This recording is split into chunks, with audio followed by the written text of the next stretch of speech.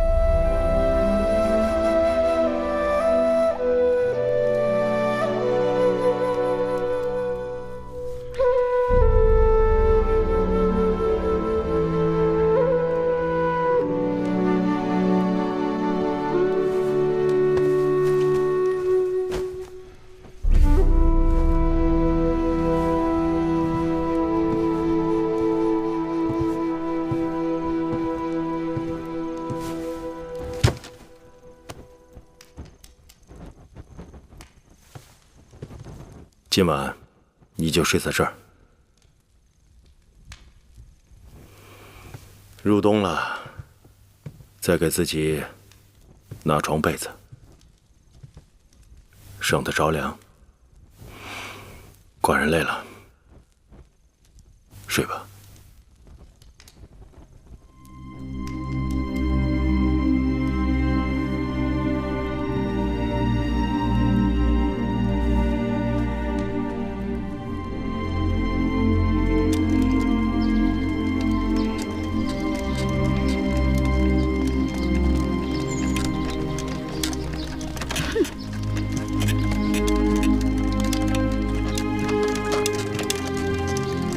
有什么了不起的？乌鸦飞上梧桐树，还能变凤凰。只要能飞上梧桐树，是不是凤凰不重要。哼！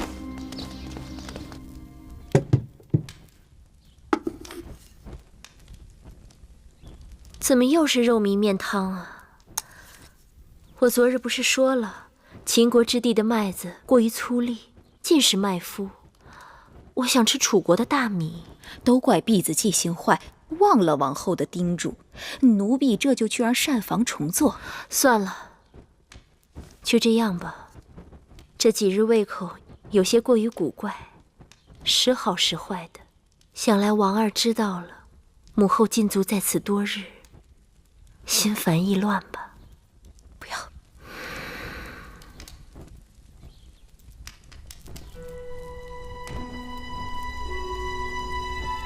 玳瑁姑姑，啊，汤勺。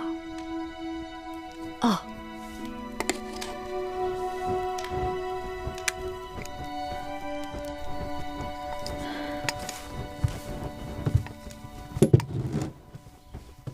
你们几个今日怎么了？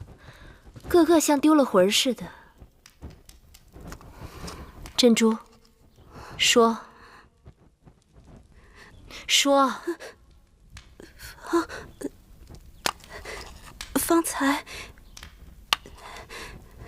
方才有人看到看到什么？看到芈月乘着大王的辇轿从成明殿回来。大王的辇轿？是。妹妹即使去了成明殿，怎会坐大王的辇轿回来？你们出去吧。是。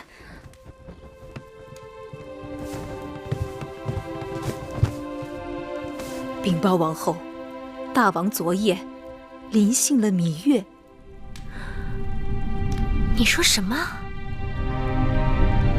大王昨夜临幸了芈月。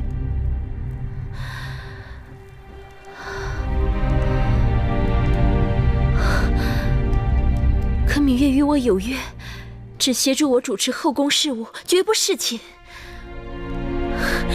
他若是真心想侍奉大王，我早就可以给他安排了呀。都怪奴婢愚钝。前日，芈月曾因弟弟魏冉犯了宫规，而被魏夫人要挟，求告王后出面搭救。奴婢怕魏夫人借此事滋生事端，算计王后肚子里的孩子，就没让芈月见你。不料，她转身竟然干出这种事来，这就是姑姑的不对了。芈月有难，姑姑怎可趁人之危故意作对？不是奴婢要与她作对，只是她的性情跟手段，实在让奴婢替王后担忧啊！此话荒唐。王后想想，自打进宫，芈月表面上事事依附于王后，实际上她事事抢了王后的风头。芈月绝非是甘于久居他人之下的女子，一旦有机会上位，她定会成为王后的劲敌。因此，奴婢本想借水推舟，把芈月赶出寝宫，没成想这一推，竟将她推到大王的睡榻上去了。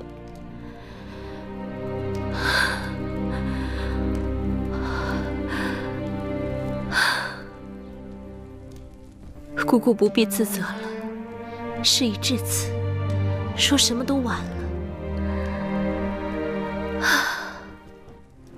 看来这是命中注定的。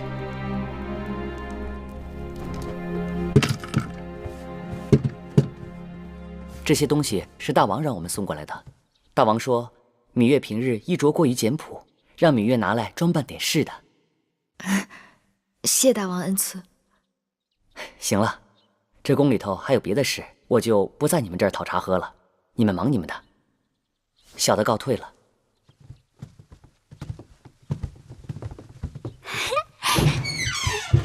哇，好漂亮啊！太漂亮了。是啊。你看，真好看。你人刚回来，大王赐的东西就跟过来了，可见大王对你的确用心。这金钗上的珍珠这么大，多好看呀！哎，你看这个玉镯，哎，还有这个耳环。你们先把东西拿下去吧。是。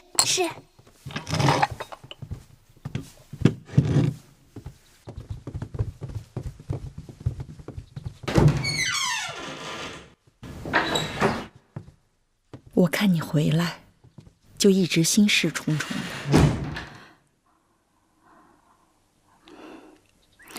魁姑，别说了，无论你做什么，都是万不得已，是为了小冉和王后。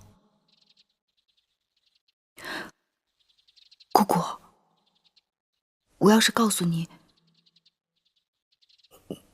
我们什么都没做。没做什么？没做你想的那些。我知道，眼下整个后宫都在说长道短。我坐着辇轿回来的时候，更是想，这比挂着一面帅旗还要招摇。但我要是告诉你，我在大王的房中待了一夜，大王并没有临幸我，你信吗？是啊，没有人会相信。那是为什么？大王的心思很难猜到，但眼下我最担心的是王后，我怕姐姐会不会因此而多心。没想到把他逼狠了，竟然想出这样的招数。这下好了，大王为了给他出气，把永香令也给换了。哼，又做撵教，又是赏东西的。姐姐，没想到我们费了那么多周折，竟然为芈月做了嫁衣，真是气死我了。过去啊，我们姐妹还真是小看了她，以后对这个丫头切不可掉以轻心，免得再被她钻了空子。亏得王后还被禁足，就算芈月想对我们如何，也是心有余而力不足。怕就怕她有一日羽翼丰满，既有王后的庇护，又有大王的恩宠，到那个时候，她就会成为我们最棘手的强敌了。姐姐，那芈月得了势，她会不会又重提那符节的事儿啊？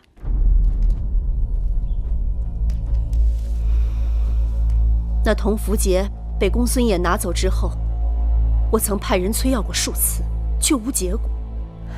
这可是悬在咱们头上的一把刀啊！看来一定要想办法，尽早把这符节讨要回来。嗯。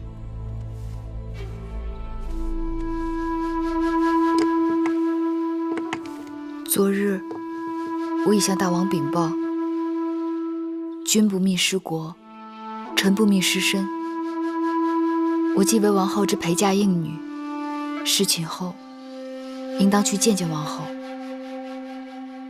大王已经允许，帮我梳妆吧。今日是侍寝后第一次觐见王后，像这些凤钗啊、玉镯啊，还有玉佩，应该多带几只，也能显出大王对你的厚爱。这些东西一概不要，除了发饰必须按照规矩，其他的仍是平常装束就好。嗯。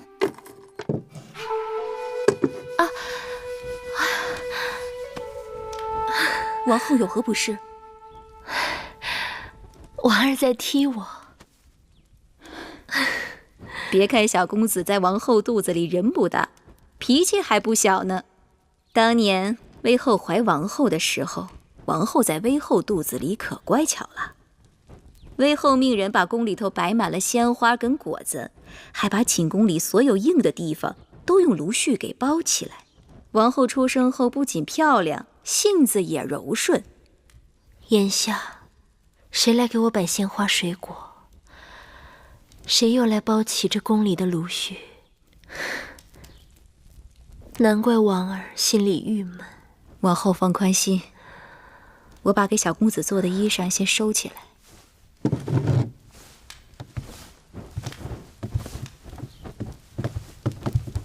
王后，芈月来了。她定是得了大王的许可，特意来看我的。王后，这种人应该立马轰他出去，该给他些颜色看看了。就算我心里怪他，也当忍一忍。王后这是何苦啊？毕竟她是我的应妾，如今在这宫里，我们最大的冤家对头是魏夫人。大王心宠芈月，只有她能够跟魏夫人抗衡。难道你要我把她推到魏夫人那儿去吗？宣她进来。是。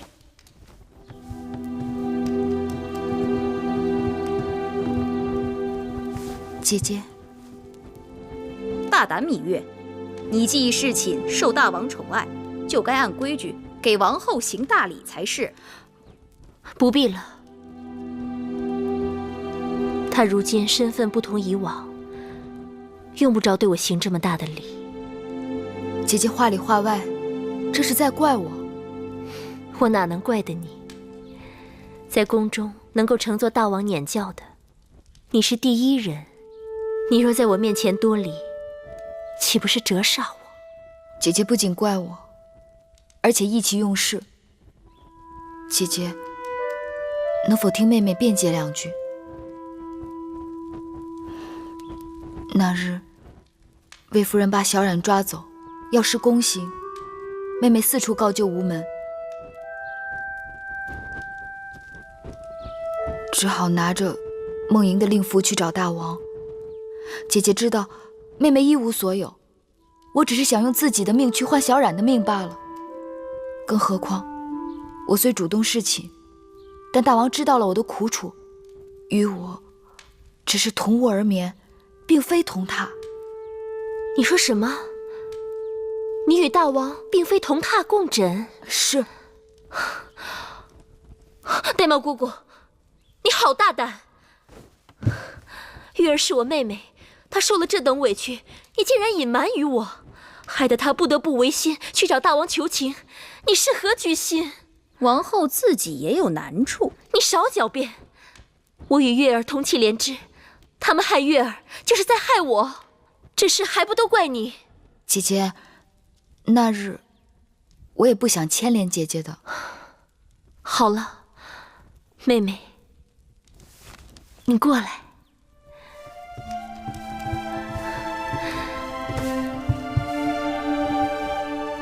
祸兮福兮。其实，当我得知大王临幸你，姐姐心里还是替你欢喜的。早先，你总说你要走，姐姐唯恐哪一日，我们姐妹就真的分开了。现在可好了，你可以安安心心的留在宫中，我们姐妹从此长相厮守，互相帮衬。珍珠，去把我那套紫玉镂金的首饰给我拿来。那套首饰最为贵重，王后平时也不常用，奴婢一时想不起放在哪儿了。就在我床头，放珠宝首饰的匣子第2层，快去吧。是。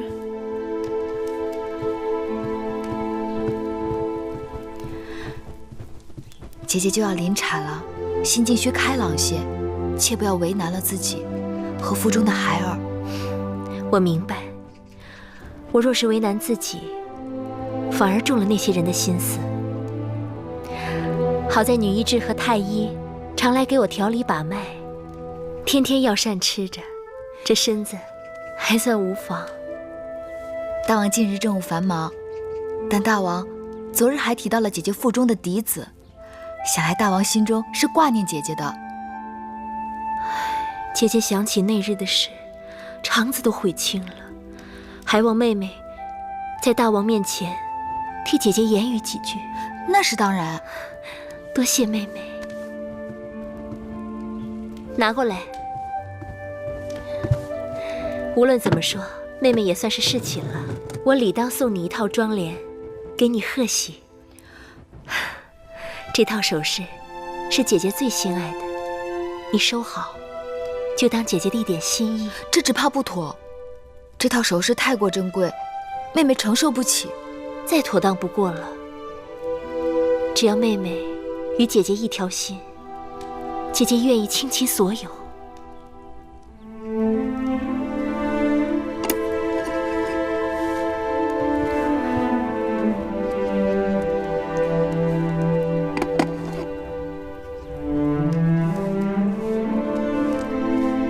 看到王后拿出这套紫玉镂金的首饰，我觉得王后心里的芥蒂并未全消。姑姑大约多心了。王后本是心地纯良之人，我已将实情一一相告，该是没事了。话是这么说，可从小到大，她都在高处，你在低处，她早已习惯了俯视咱们，怎能甘心养成鼻息？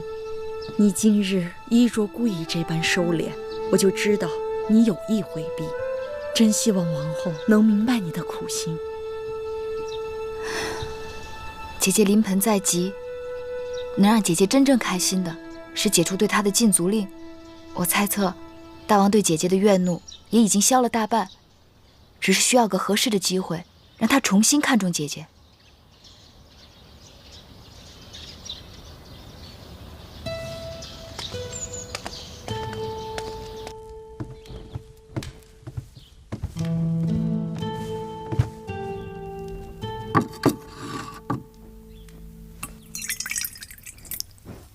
王后喝口水吧，让芈月搅和了半日，身子肯定乏了。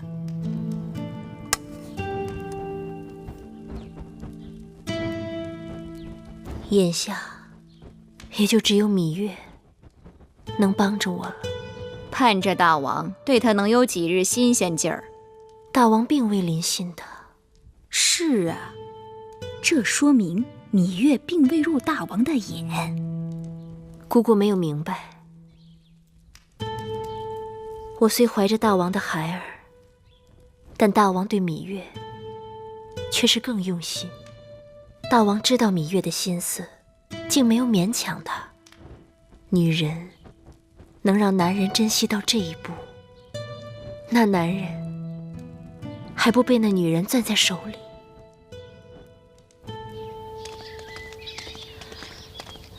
大街，大王有诏，大王召芈月承明殿见驾。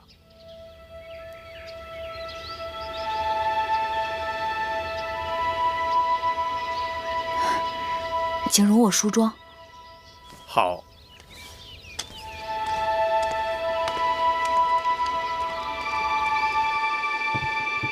将大王赐予我的首饰，拣2只好的戴上。那衣裳呢？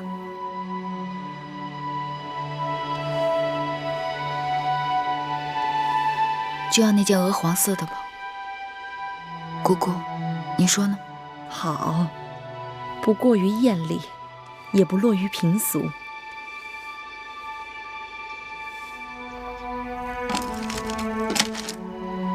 大王，芈月到了。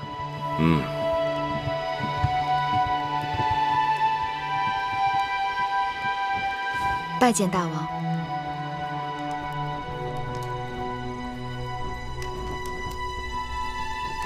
到寡人身边来。是。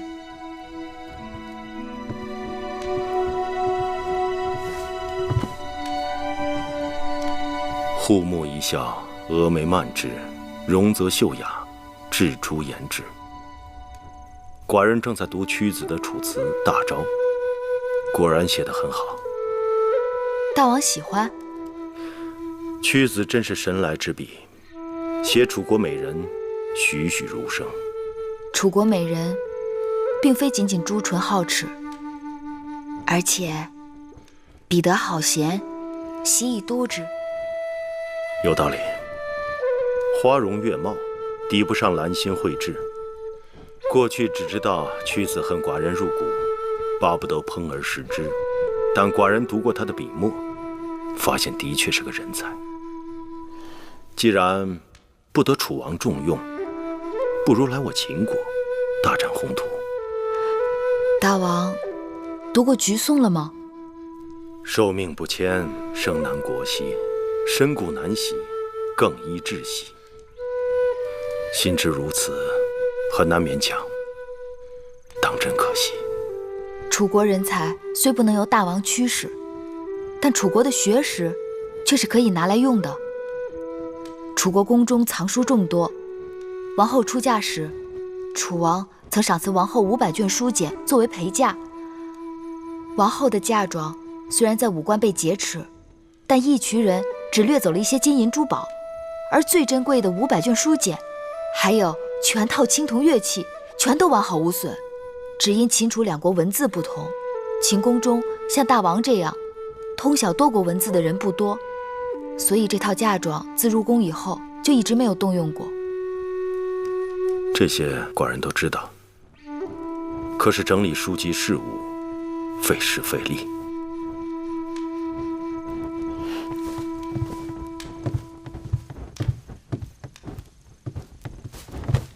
王后请求大王准许芈月带着懂得秦楚2国文字的人来整理书卷，重训阅人，让楚国的学识在秦国不至于明珠蒙尘。这果真是王后的想法？确凿无疑。王后虽然身怀6甲，困于交房殿，但她仍心系大王，愿为大王分忧解难。难得王后一片苦心。只不过前一阵子对待张子一事，她未免糊涂，乱了名分规矩，寡人不得不罚她。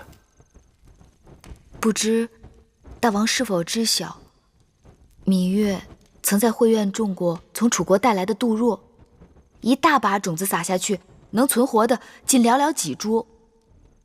可见草木都恋旧土，人怎会对母国抛之脑后？何况远离母国艰难重重，哪有不惦念的道理？王后为人宅心忠厚，自来到秦国，事事以大王和秦国为重，但根未扎牢，有时难免心系旧土，关心则乱。但等到来年，那杜若根扎牢了，秦国是他的基业，大王是他的靠山，他对旧土之念也就会渐渐淡了。人非草木，孰能无情？此话有理。寡人对王后也许是过于苛责了。明日下朝，寡人去交房店看看她。天气越来越冷，寡人刚好让人做了几件上好的貂毛皮衣给王后护身子。多谢大王。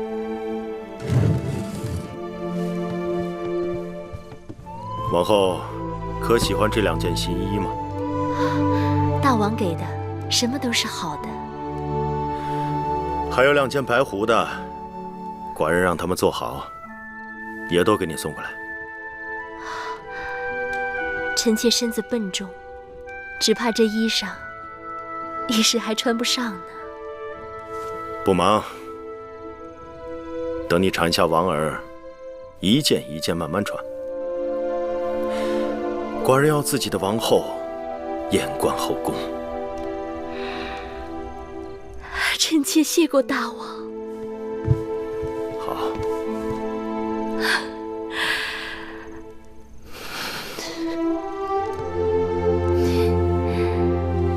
婉儿，不要再提我了。你父王过来看过你了。妹妹来了。姐姐，前几日葵姑做了姜蜜，妹妹尝了觉得好，所以今日特意给姐姐送来。太好了。今晚大王要来交房店用膳，我还特意跟珍珠说，让她把秋日里我在园子里采摘腌制的桂花拿出来，给大王做桂花莲子粥。有了你的姜蜜，怕是要把我的桂花莲子粥给比下去了。姐姐何不今日给大王做莲子粥，明日再让大王尝姜蜜，引得大王日日惦记交房店，由不得他不来。哪能等到明日啊？好久没有吃过楚国的姜蜜，都馋死姐姐了。你还记得吗？母后也喜欢姜蜜的，特别是秋日的菊花姜蜜，总是让膳房做很多，分给各宫的公子公主们。王后何必提及此事啊？她是不会记得的。姐姐大约忘了，在楚国这种事，从来都与我无缘。先生，魏夫人那边又派人催要符节了，说是再见不到符节，她就不得不亲自上门了。这个义渠王简直是蛮横无比，他竟然狮子大开口，问我讨要500车粮草来换取符节。500车粮草，这得多大动静啊！所以我一直没有答应他。这样，你马上再去找一次义渠王，你转告他，就说我情愿拿珠宝钱财来折换成他想要的粮草，让他即刻把符节给我还回来。是。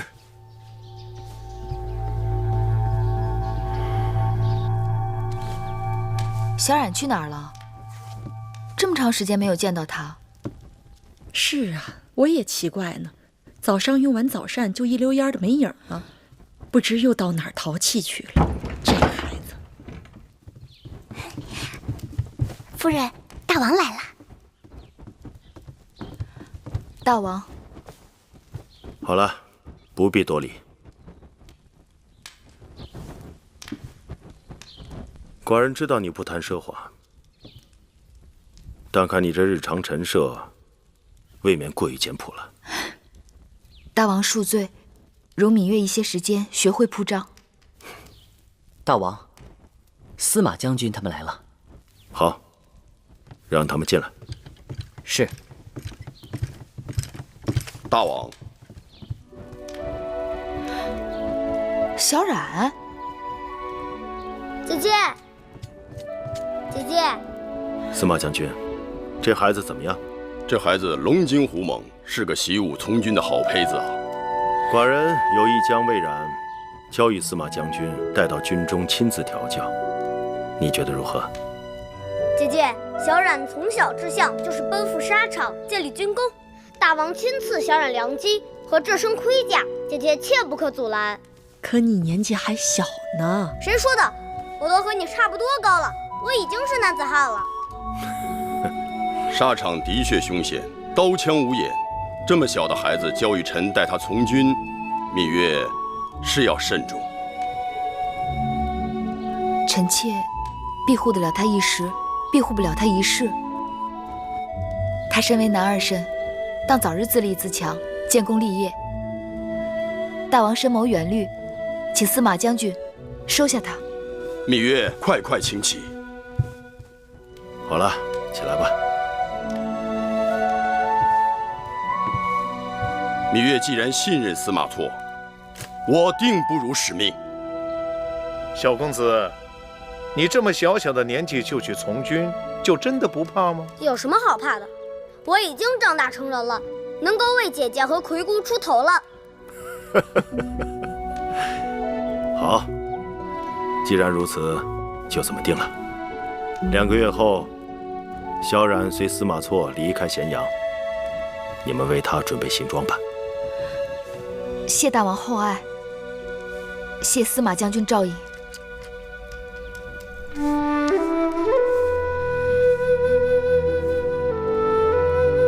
都是马字，这是照过的马，喂过的马，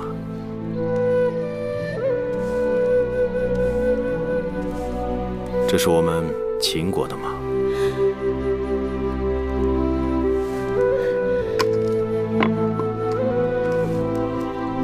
真的，果然每个国家的马字都不一样。光这个马字，7国就各有不同的写法。想要征服列国，征土地容易，征服人心，却因为文字、货币、度量衡的种种障碍，难。也未必。大王看，韩、赵、魏是不同国家，可他们的文字却很相似。韩、赵、魏原来同属3晋，自然共用晋国文字。后来3家分晋，他们有意把文字做出种种区分，所以这3国文字虽然相似，却也不同。西周之后，诸侯分裂割据，攻城略地，自建障碍，造成了交通、文字、货币、度量衡的不同，为难了别人，也为难了自己。那年，王后嫁入秦国，半路病倒，我在药铺好不容易找到一个认识楚国文字的人，却因为度量衡不一致，他不肯卖药给我。他也两难，不卖给你是误事，卖给你可能就是害命。不要说国与国之间，寡人这些年来，在秦国的属地，统一文字、统一度量衡，都一直进行得很艰辛。听说那些被楚国并吞的小国，刚开始也都是文字语言不同，并入楚国之后，却被迫使用同一种文字。刚开始人们也很抗拒，后来渐渐习惯，竟也觉出种种好处。所以，只要统一了疆土，再想统一文字、统一度量衡，也不过是岁月光阴的事情。习俗一致了，人心自然顺服。这是寡人的志向。芈月，你可愿意陪寡人完成这个抱负？我愿意。王后，怎么样？快端出吸气，吸气，用力呀！快，吸气，吸气，吐气，使劲儿！大王公公，我没力气，加把劲儿！王后用把劲儿，快，使劲儿，使劲儿，使劲儿啊！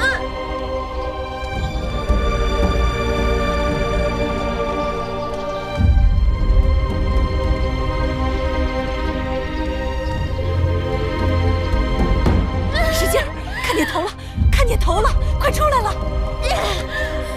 热水，快让小王不停地烧热水。情况怎么样？快生了。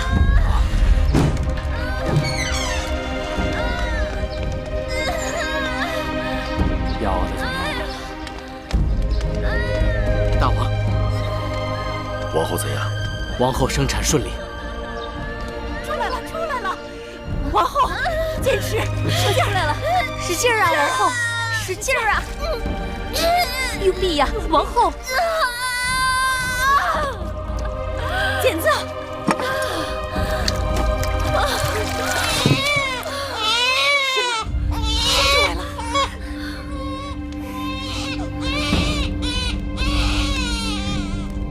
是男孩女孩？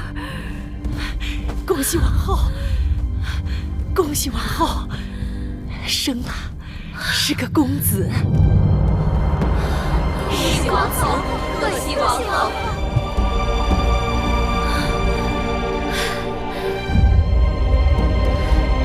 快，抱去给大王看看。是，快快！是位公子。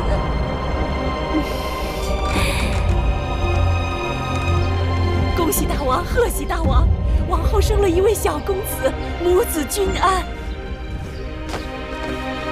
恭喜大王，贺喜大王，喜迎嫡子。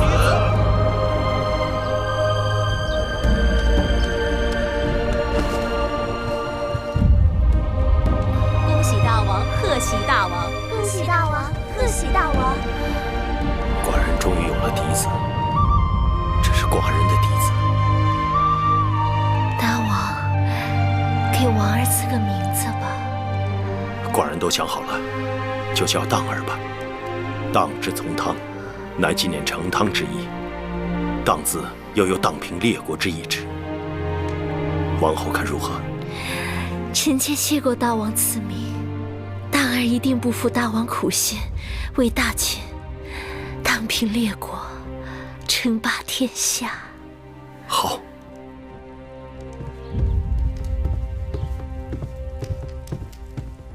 夫人，大王给王后的儿子赐名了。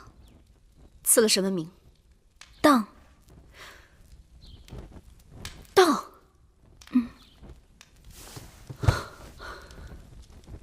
纪念成汤，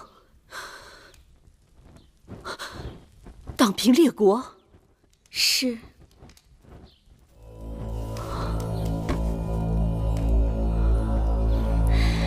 记得当年夫人生公子的时候，大王给公子赐名华，说是光华璀璨，是爹娘的骄傲和珍宝。听起来，并不比那个荡字差呢。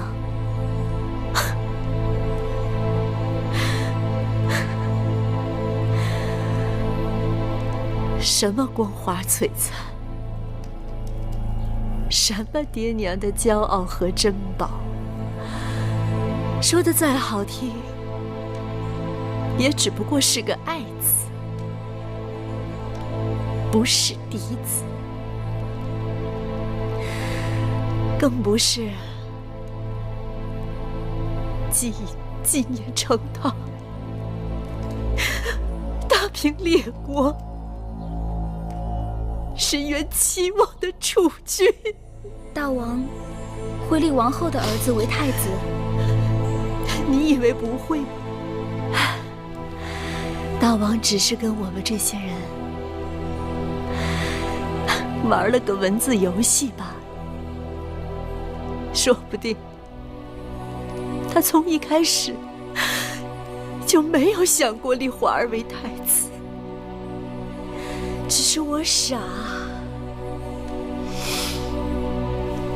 不仅盼着华儿当太子，还一心一意的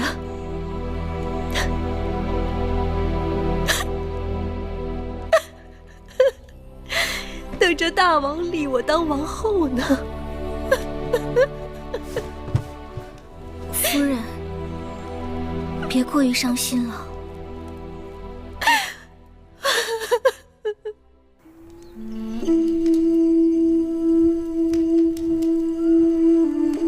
此去秦国，路且不说高山峻岭、强匪流寇，就是外边的严寒风雪，也会要了公子的性命的。子歇要去秦国寻的人，比子歇的性命更重要。老伯，你们放心吧，子歇已经想好了。既然公子决心已下，那就求上苍保佑吧。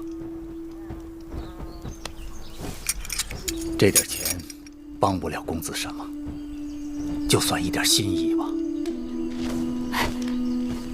老伯对子歇恩重如山，如来日有机会，子歇定会报效万一。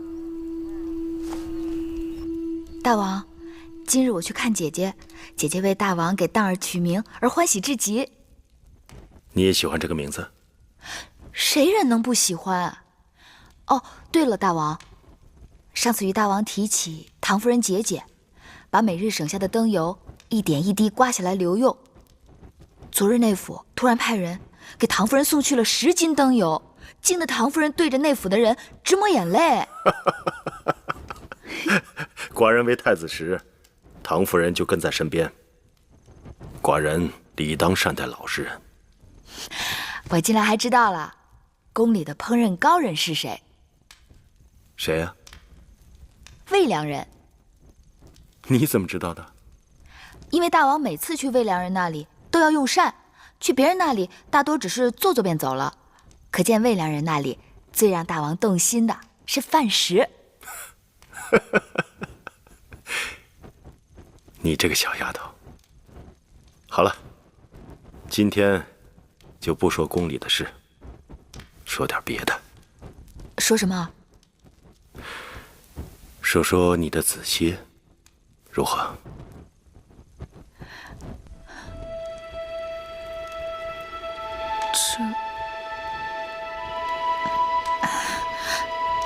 那只是些小儿女的故事，大王又不是邻家老伯，听起来只怕会无趣。那今日你就把寡人当成邻家老伯，如何？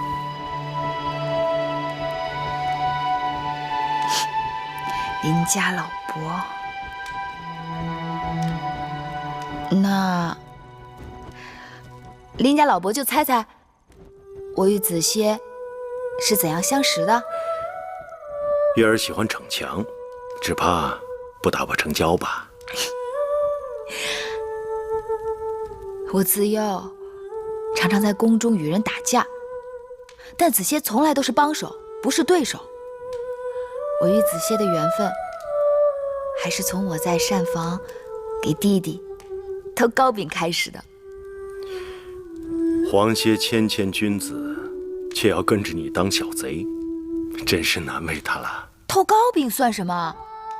子歇跟着我，不仅在宫里偷瓜果，还偷草药，还曾把南后的后花园给翻了天了，连那宝官都被我打伤了。宝官是南后的侍从？那是南后的护院狗。护院狗？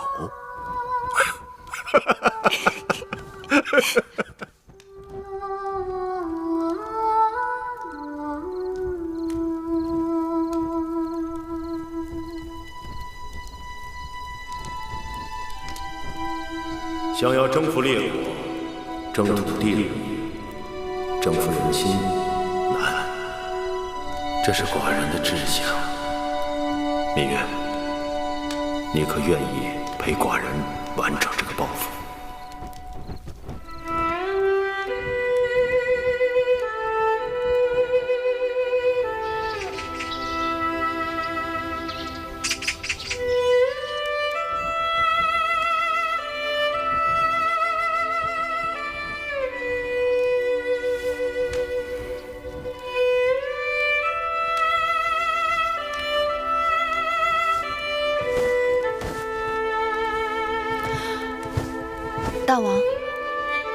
大王晨起习武，芈月来陪。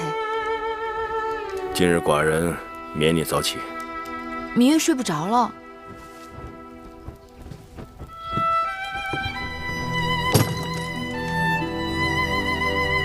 那就替寡人更衣吧。是。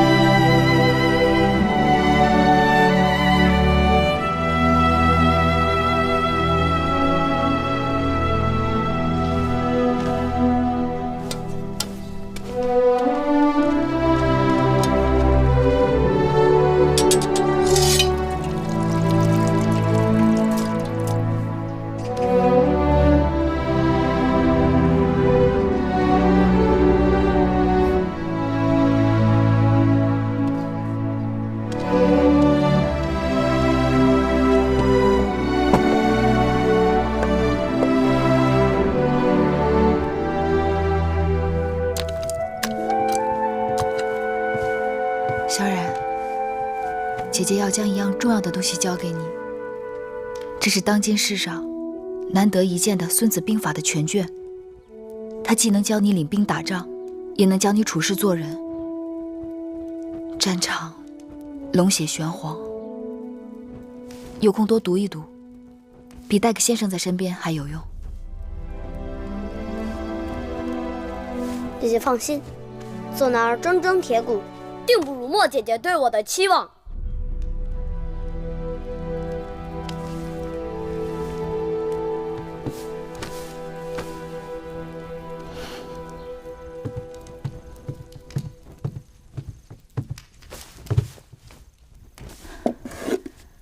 大王，喝茶。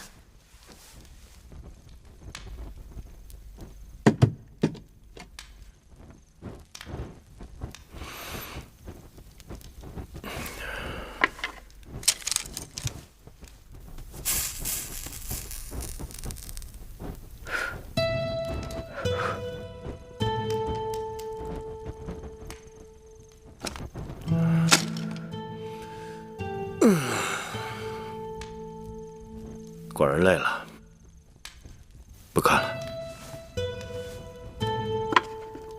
陪老伯说说话。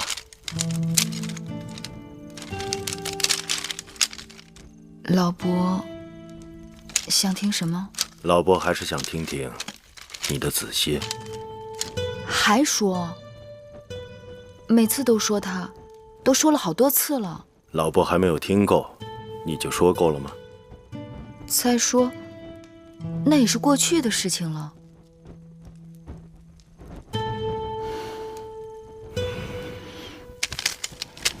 知道吗？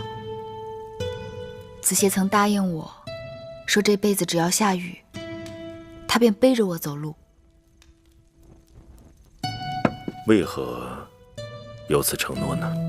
那年我生辰，魁姑给我做了双绣鞋。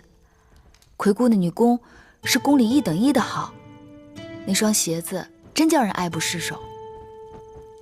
可那日正巧赶上下雨，我便将鞋子揣在怀里，赤着脚走路。子歇在公道上碰到了我，心痛至极，他硬要我把鞋子穿上，背着我走。他告诉我说，这辈子与我在一起，一定要让我总有新鞋穿。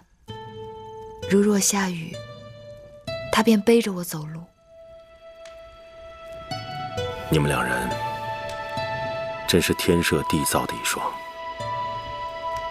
可惜了。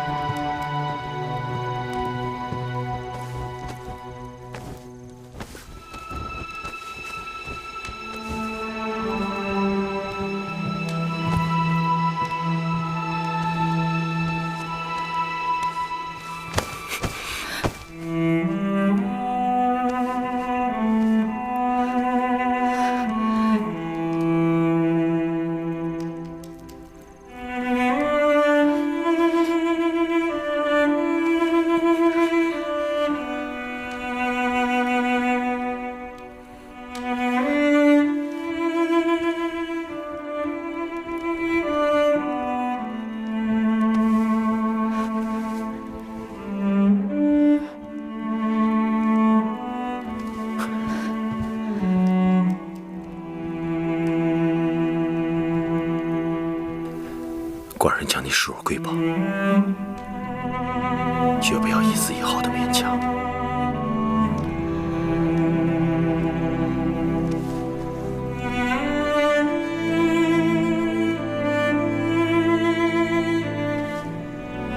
睡吧。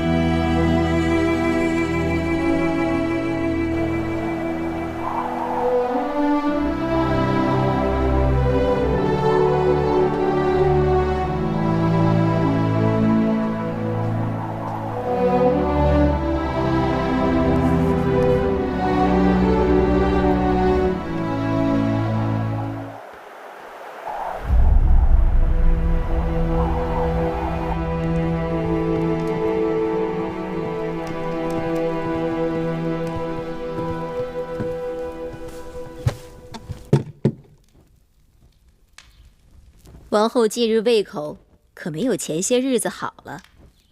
奴婢让膳房用野山鸡熬了肉粥，王后尝尝。大王至今都没有临幸芈月。王后，王后，给我吧。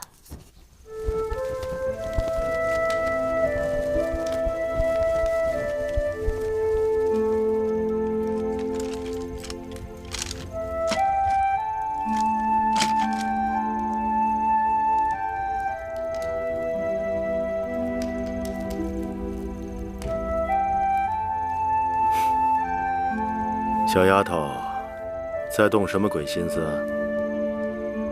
是不是趁着寡人喜欢你，想多求些恩宠？是，也不是。寡人恕你无罪，说来听听。芈月一心想抓住那个指使一群人袭击王后迎亲车队的主使，以大王的智谋，应当早已心里有数，为何迟迟不动手呢？你知道下棋最忌讳是什么吗？心急于攻，得子而不得势。要学会走一步看10步，牵一发而动全身。寡人答应过你，定不会让那人逍遥法外。但此刻一招疏忽，就可能坏了寡人的全局。行了，说说别的吧。大王想说什么？还是你的子歇。今日不说他了。为何？我想说的子歇都已经说完了。当真？过去提起子歇，这胸口总是满满的，如今倒是觉得空了。那好吧，我们就各自歇息。快清明了，明日一早，寡人要带你去个地方。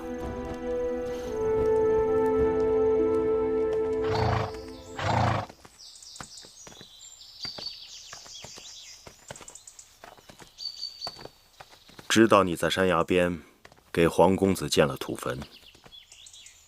前不久，寡人让母监把坟迁到这儿来，也好方便你时时祭拜。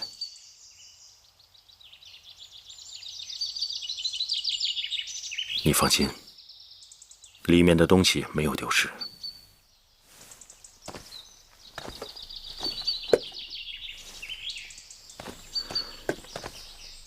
当初黄公子定把此物看作瑰宝，寡人也同样珍视。既然心目已建好，还是由你把这东西放到墓穴里去吧。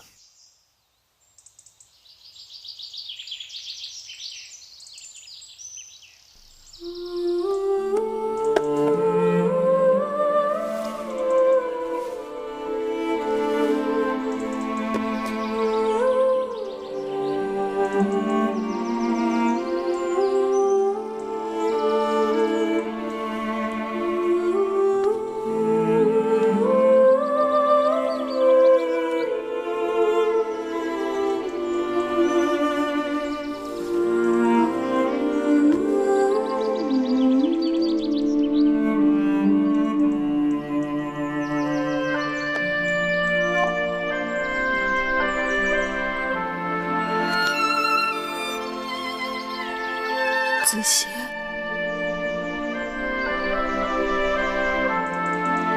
大王给你修了新墓，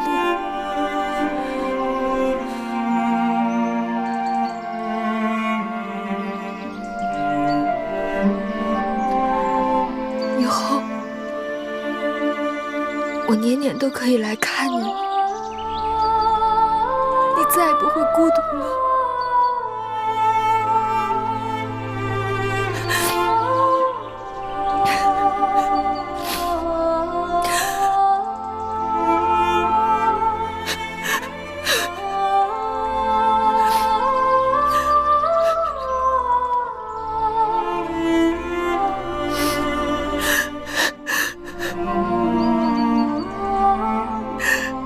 子邪，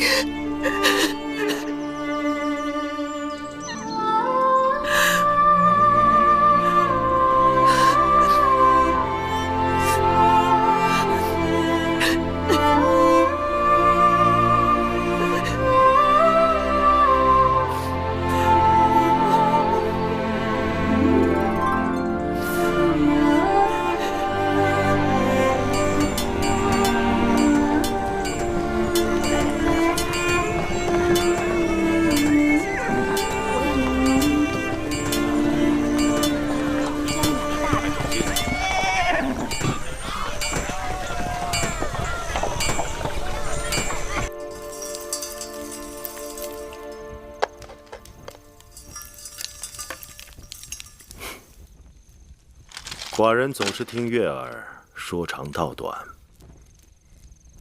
但从未听你提过父王。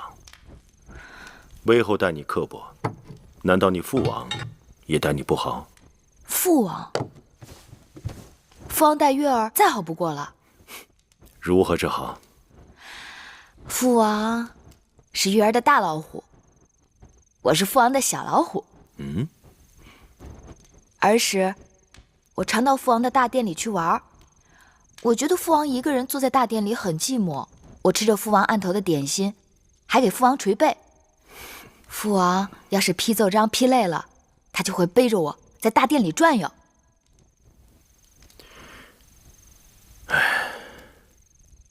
寡人看书简也看累了。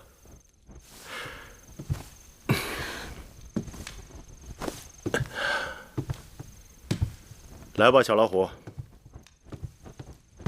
寡人陪你做回大老虎。大老虎，你真的背我？君无戏言，来吧。小老虎，可是有点分量哦。嘿，不重，不重。大老虎的脑袋，我摸的；老虎的须子也摸得，老虎的鼻子也摸得，老虎的胡须我也摸的。做小老虎真的有那么好吗？那是，做小老虎自然好，小老虎比大老虎还威风呢。那大老虎要跑快一点啦！还要不要快一点？大老虎快跑！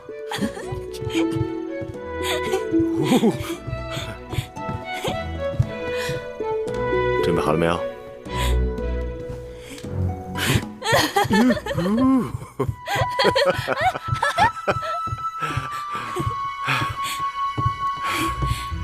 下来吧，小老虎。大老虎背不动了，给寡人铺床更衣吧。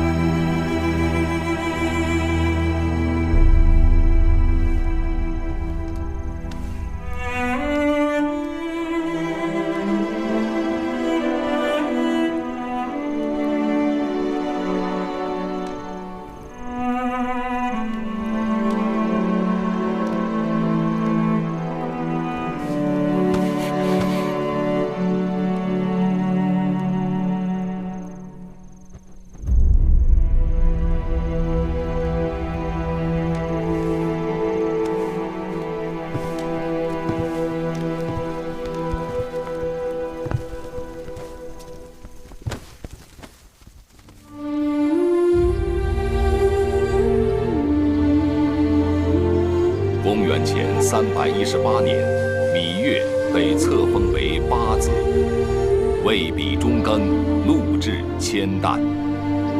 从此，芈八子成为他一生的名字。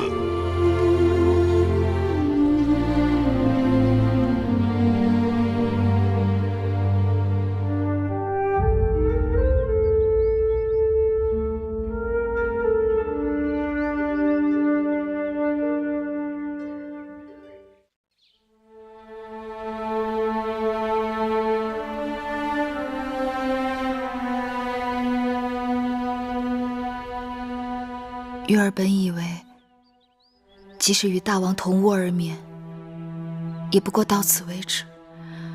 谁知孤男寡女，同屋不同榻，若不是太无情，便是用情太深。这么多后宫女子，只有你能得到大王如此垂青。姐姐，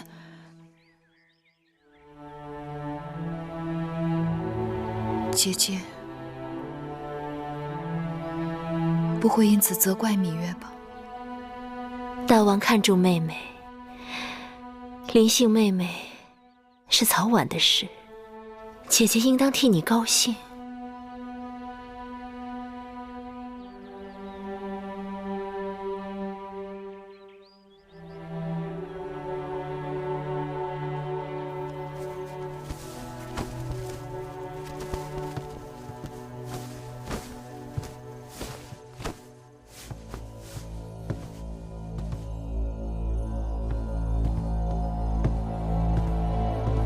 王后可以歇息了。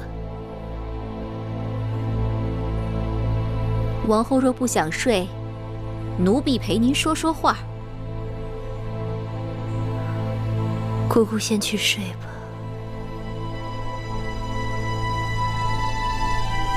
是。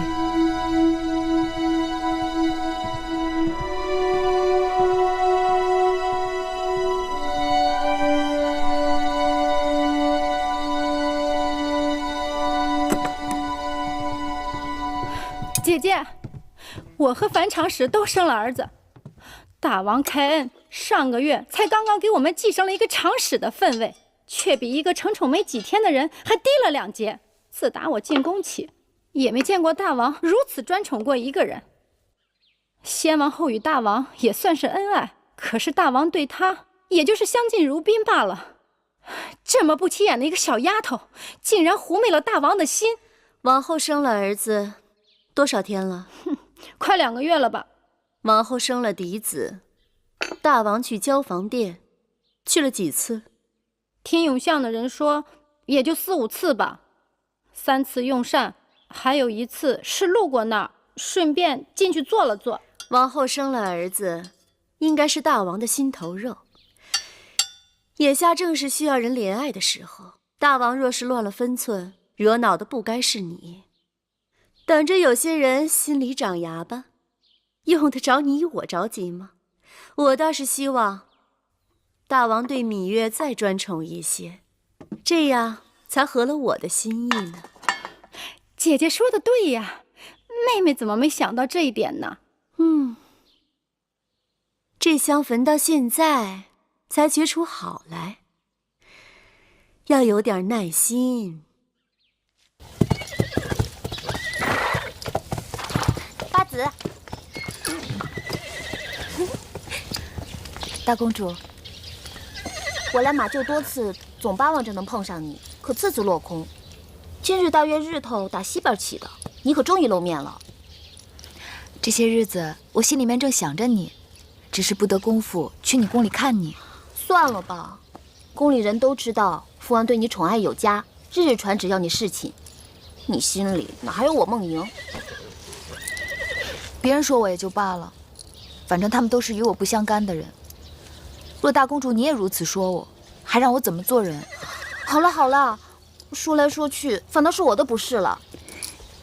说到底，上次我帮了你，你还没谢我呢。大恩不言谢，大公主受芈月一拜。那我就受你这一拜。哎，怎么样？什么怎么样？我父王啊。你父王已经让司马错将军带我弟弟魏冉从军了。这个我早已知晓。除此之外就没别的啦。还有什么？你说呢？你父王当然很好。我要的就是你这句话。其实那次魏冉之事，我心里想，这大约就是缘分。我知道我父王心里定是有你的，可你心里有没有我父王，那就难说了。若不是因为魏夫人他们作怪，你大约也不肯低声下气去求人。你不去求我父王，又怎知你在我父王心中的分量？怎知我父王的好处？好啦，看你这嘴厉害的，我怕了你还不行。我这么帮你，反倒让你怕了。你若真想谢我，陪我去见个人，走吧。好。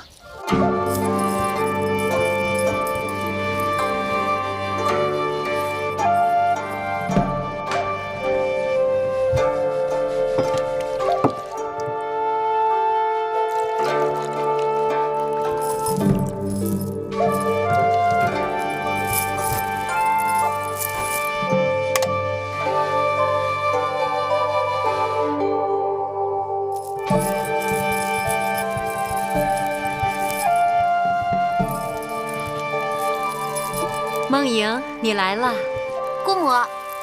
你们都退下吧。是。来，姑母，这就是我跟你说的芈月。拜见迎夫人。雍大人，大王大婚时曾见过，上次王后在后花园训斥国美人的时候又见过，今日相见，却看上去很不一样了。当然不一样，如今该称她为芈八子了。哦，我都忘了，你们早就认识，那就都不是外人了。坐下来吧，你也喝一杯吧。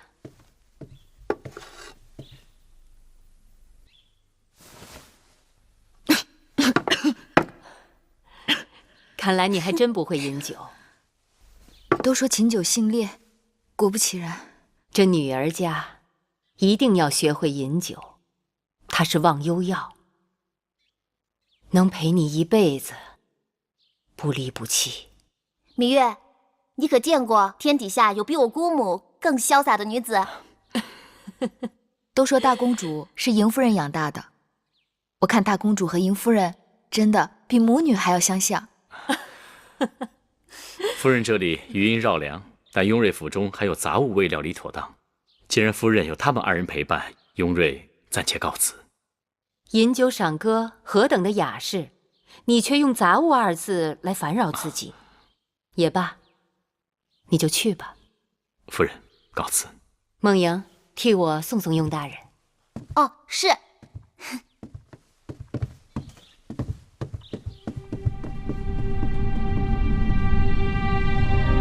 好一个芈八子！当日我就看出，大王迎娶的处女中，唯有你是最不安分的。夫人的话令芈月战战兢兢。你小小年纪进宫不久就得此位分，可见得你在大王眼中的分量。我听说大王已经专宠你2月有余，宫中因此废议。芈月不知自己错在哪里，望夫人指点。如你这样的情况，并非宫中第一人。先王后和当今王后，他们出入宫时，大王都专房独幸了3个月以上。妻者妻也，王后是大王唯一正妻，平起平坐都是应该，专房更是无理由挑剔。你明白就好。除了王后、魏夫人、国美人承恩，最多也只不过就是10几日的功夫，魏良人就更少了。大王历来都是我行我素，但是大王对你的专宠，都快赶上王后了，这让有些人看在眼里，心头早已滴血。芈月，别无他念，只想好好侍奉大王。能侍奉大王是你的福分。当今世上，既有心性又有姿色的女子，大多都是宁愿做褒姒，也不甘做无言的。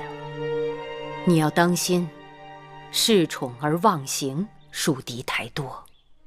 虽然说后宫之事也应该由大王来定夺，但是大王的心思多在前朝，并非总能关照后宫。要想平安多福，就要收敛心性，懂得进退。谢夫人指教，芈月字字铭记在心。起身吧。谢夫人。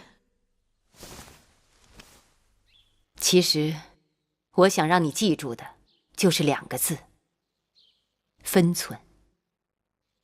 是。姑母。梦莹，你回来了。梦莹啊，芈八子是头一次到我这儿来，你快带她到我这北郊行宫四处去看看啊！走。谢夫人。去吧。刚刚姑母跟你说了些什么？只是家常话罢了。迎夫人豪爽，心思如同男子，举手投足更有大丈夫之气。我就知道你们俩会很投缘。哎，雍大人怎么会在邢夫人这里？雍大人常常看望姑母，他们的情分也不是一日两日。能看得出他们彼此是体贴知己。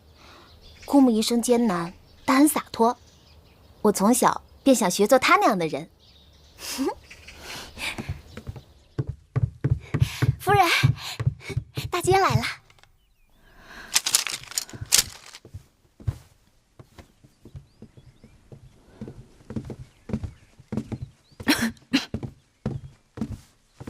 拜见八子。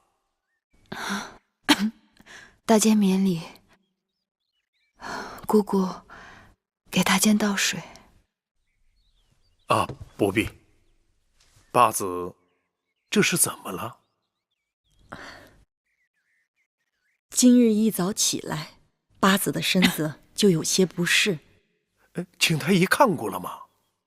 啊，不用了，只是小病，养1、2日便好了。哎呀，这可坏了！大王今晚召八子侍寝呢。芈月福薄，只好请宫中别的姐妹代劳了。咱们小公子天庭饱满，长得跟大王一模一样呢。他父王指望他荡平列国，称霸天下呢。啊，是啊。怎么了？当然想必是饿了，让奶娘抱去喂喂吧。是。好了好了。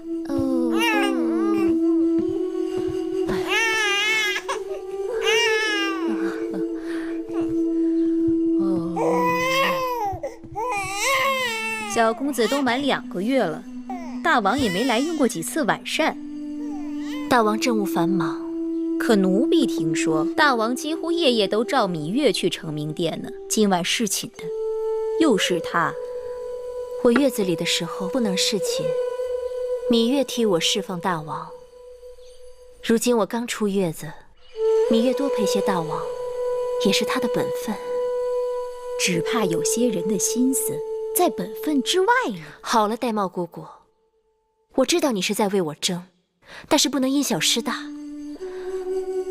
大儿刚满月，大王就令魏夫人把主持后宫的大权交还给我，可见大王对我的信任。如今大王指派芈月主管整理我从楚国带来的陪嫁书简，她日日在书库，也算恪尽职守。好不容易有几天太平日子，你就不能让我耳根清净一下？奴婢知道了。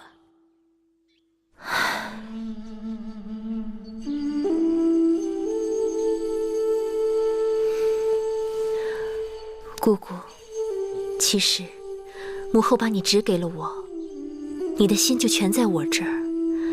入秦宫这1年多，你跟着我吃尽苦头，姑姑对我的好，我心里岂能无数？只是有些事情，姑姑还是少说话。我不是糊涂人，应当如何，我心里有数。王后这么说，奴婢心里就踏实了。拜见王后。何事？大王让小的来传话，说今晚到王后这边来用膳。王后您快准备准备吧。大王今晚要来？是。可是大王今晚不是召芈月侍寝吗？哦，八子病了。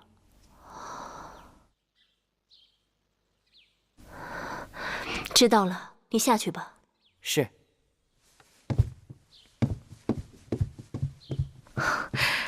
大王要来，晚膳让膳房好好打点一下。是，奴婢亲自去膳房，让他们备些鹿肉。鹿肉属纯阳之物，补脾益气，温肾壮阳，给大王吃最好不过了。奴婢去准备了。大王，这鹿肉是照楚国的方子炮制的，您看味道怎么样？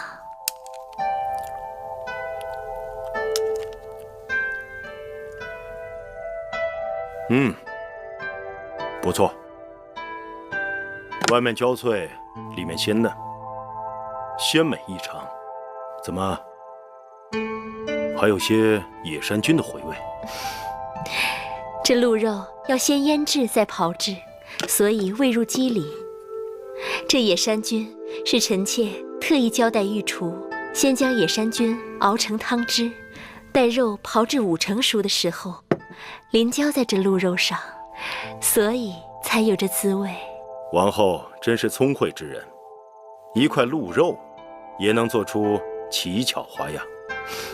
臣妾愚钝，只是尽职而已。好了，寡人吃饱了。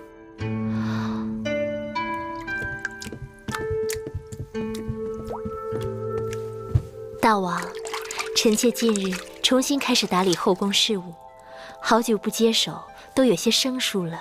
再加上当儿才刚满月，臣妾想，要不让芈月帮臣妾料理几日。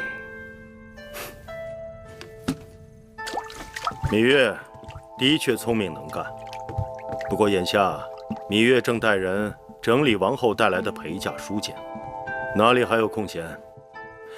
再说，后宫事宜均是王后分内，不行，让孟昭氏帮你吧。那就照大王的意思办。好了，不早了。大王今晚……芈月病了，寡人要去看看她，之后回承明殿打理政务。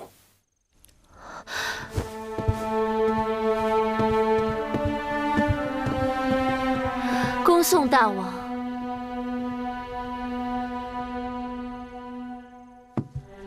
王后，姑姑有话就说吧。你留不住大王的人倒也罢了，怎的把手中主持后宫的大权也要随意送给他人？这权是我等想送就送得出去的吗？后宫的权给谁不给谁，全在大王一念之间。姑姑难道没看出来，我只是试试大王？大王方才的话，你也都听见了。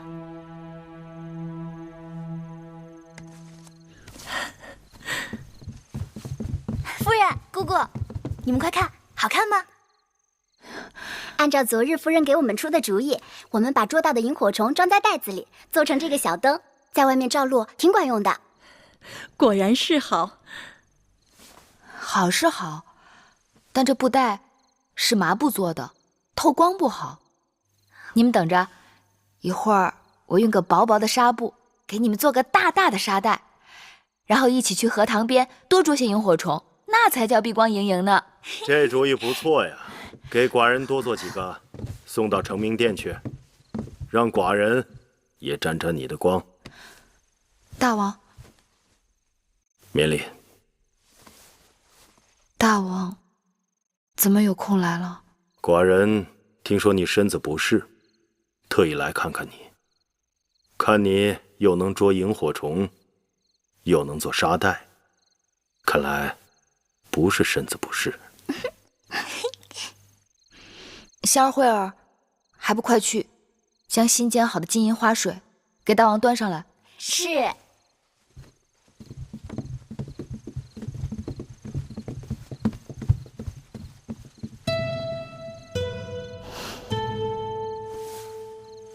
大王恕罪，这2日忽冷忽热的，月儿的确是常有头疼脑热的时候。你这点小把戏，哄得了别人，哄不了我。说实话，你是厌烦寡人，还是厌烦寡人的承明殿了？大王待月儿好的不能再好了，我哪敢说厌烦2字？只是宫中的姐妹甚多，大王也该分些恩惠给她们。你呀，你一向率真，这话不像是芈月的话。谁教你的？啊？无人教我。前不久，你随孟莹去见过莹夫人，定是她的主意。哎，我这个姐姐样样都好，就是爱多管闲事。燕王派使节来提亲，你等如何见解？大王，燕国在6国之中属于平庸懦弱之国，国土面积不大，兵卒数量不及魏，车骑数量逊于赵，军粮储备也难望其之项背，而刀剑器械不及韩。燕国并无一技之长，与之联姻，与我秦国毫无益处。大王，大良造此言差矣。燕国的确国小势微，北有山戎侵扰，南有齐国虎视，但这也正是燕国一心要与我秦国结交的原因。若燕秦2国联姻，南可以联手抗齐，西可以牵制东胡，大大缓解我秦国的后顾之忧，既是举手之劳，又是明智之举，为什么不呢？张子之言甚是，秦国对外该实行远交近攻之策。那燕国距秦国千里之外，与秦国并无直接冲突，而东胡和齐国与秦国为敌多年，若能联燕抗齐，乃上上之策。看来与燕国联姻，利大于弊，何乐而不为？选燕国使者，明日入承明殿议亲。是。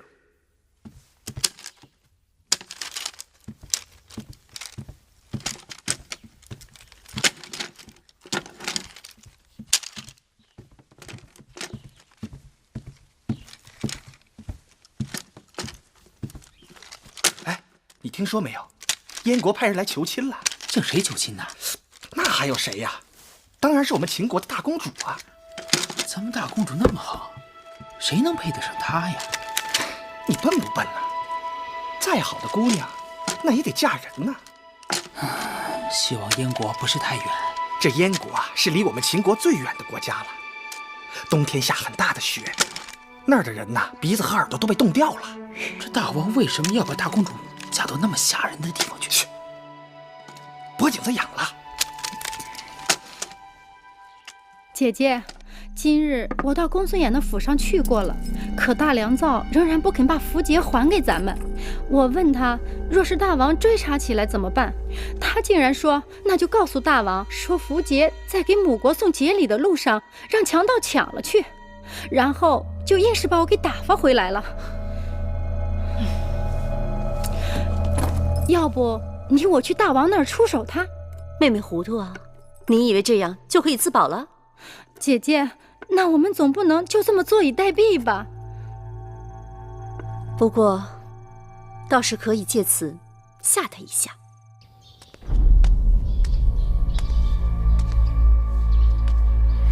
这个女人简直是丧心病狂。先生息怒，魏夫人会不会因为情形不对出卖先生？暂时还不至于。即便他在符节之事上能够洗白自己，无关谋杀王后也是掉脑袋的大罪。但眼下一群人故意为难人，他们只要粮食，不要钱财珠宝，还说拖的时间长了，要把500车粮食变成800车。什么？800车？简直是岂有此理！先生，我们应该怎么办？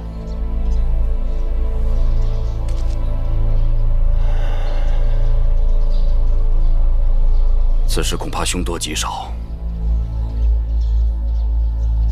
这符节大约是要不回来了，我们得想别的办法。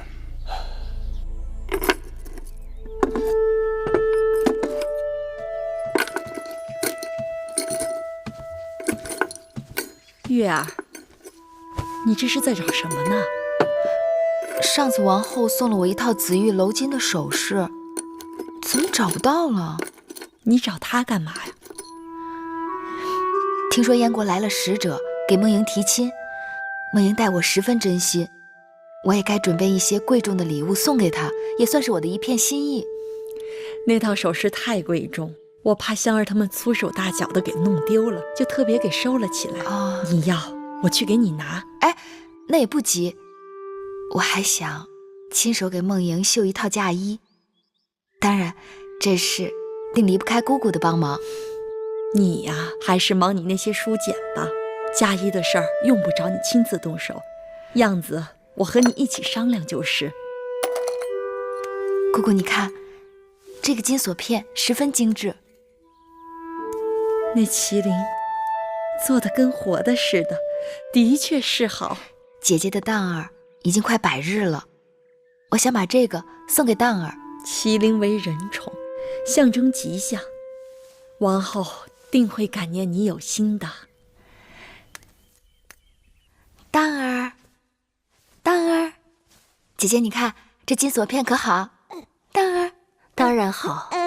前日大王赐给蛋儿一个金锁片，按理说也是1等1的，还抵不过你这个精细雅致。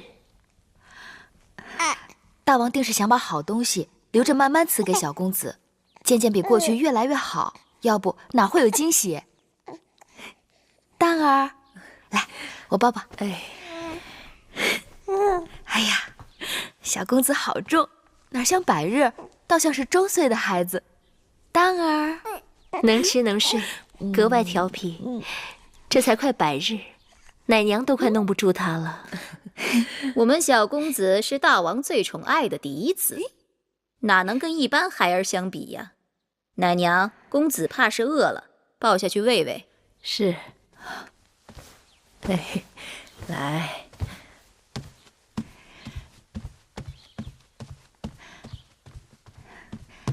姐姐，你从楚国带来的陪嫁书简已经整理出来一部分了，正让人抄写成秦文。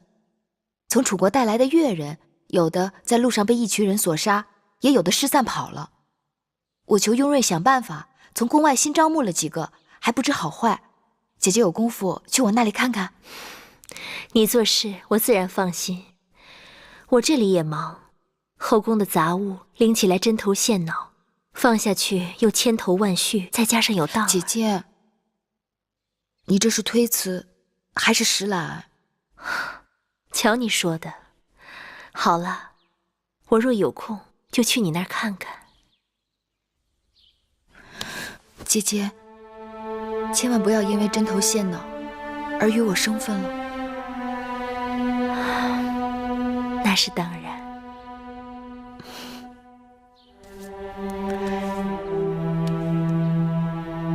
那妹妹先告辞了。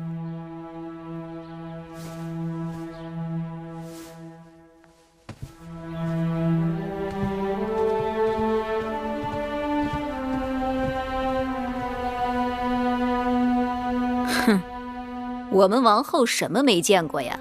一个金锁片子，显摆什么？姑姑嘴上积点德吧。就凭芈月，哪里拿得出这样的东西？定是大王赏赐给他的。芈月侍奉大王多日，得些稀罕宝物，也是他的本分。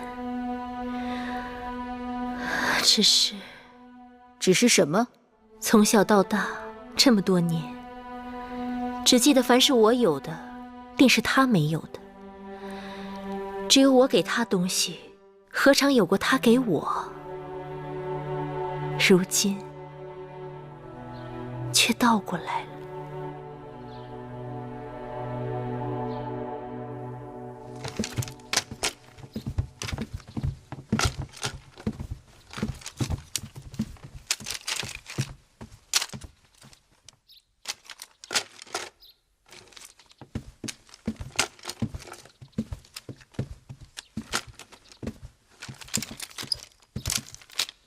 芈月妹妹，姐姐，你什么时候来的呀？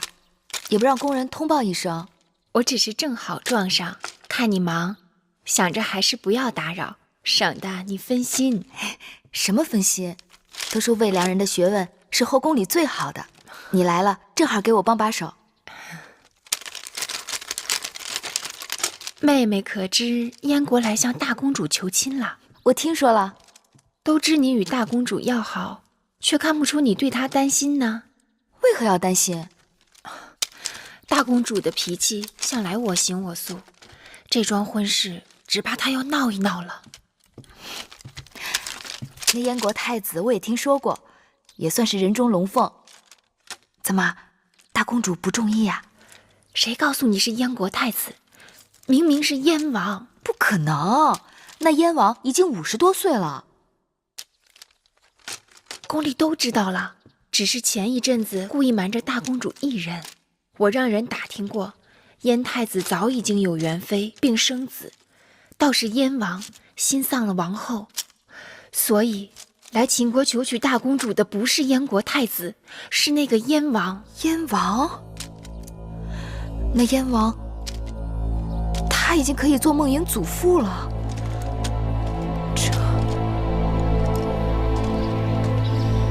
唉，昨日受了风，腰酸背痛的。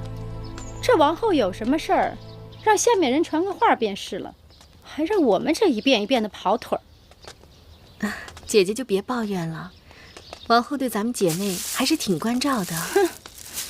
你想啊，自王后坐月子起，交房店就传话，不用日日去问安，免得大家辛苦。其实我们也偷了好一阵子懒呢。就光卖这点好，就把妹妹降服了。说什么降服不降服的？姐姐，今日召我们去，必定是和大公主的婚事有关。大公主年幼丧母，又最得大王的欢心，她的婚事，咱们好歹得应付。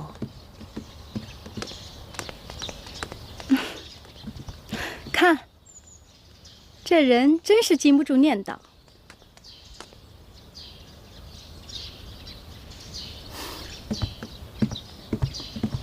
魏长史、樊长史，大公主，给大公主道喜了。魏长史，有话便说，不必客套。大公主真是好命，大王一向疼爱大公主，等有一日大公主嫁到燕国去，一定会得到夫婿的加倍宠爱。你这是何意啊？我也只是瞎猜罢了。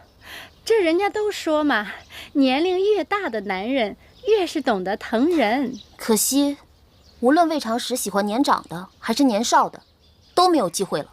大公主说的恰如其分，所以我才要为大公主高兴了。大公主未来的夫婿可谓是姐姐成熟稳健，世间无人可比。魏长史，你到底想说什么？燕王年逾50，不是成熟稳健，是什么？你信口雌黄！此事大王做主，我怎敢有一句狂语？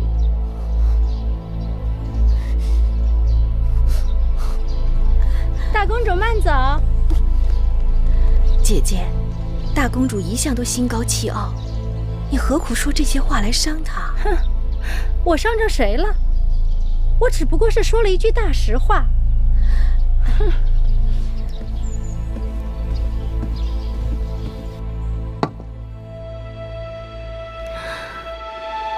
大王打算把大公主许配给燕国国君，秦燕两国联姻，如鼓琴瑟，同德同心，有益于我大秦安危繁荣。公主出嫁是后宫大事，召姐妹们来就是商议一下大公主的婚事。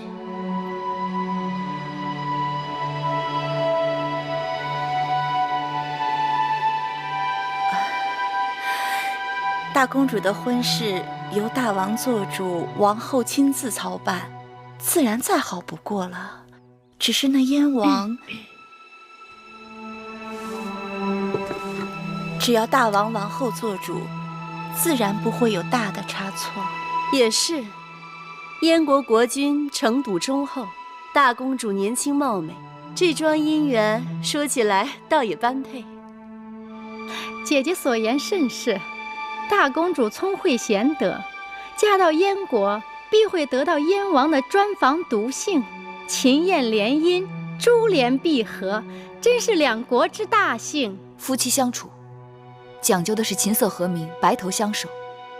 而那燕王貌衰老朽，大公主年方18，青春年少，如此夫妻，只会貌合神离，咫尺天涯，如何谈得上长相厮守？更谈不上如鼓琴瑟，同心同德了。夫妻相处，男才女貌自然最好，但是也要讲究缘分。到底何为缘分？花样年华，相伴日落西山。王后，这殿中姐妹都是过来人，对大公主这桩婚事妥否，大家该是心里有数。这么说，我们和王后都没有米八子一人考虑的周全呀。魏夫人用不着夹枪带棒的，王后明白我是什么意思。月儿在我这里向来有什么说什么，不像有些人总是口不对心。我不嫁！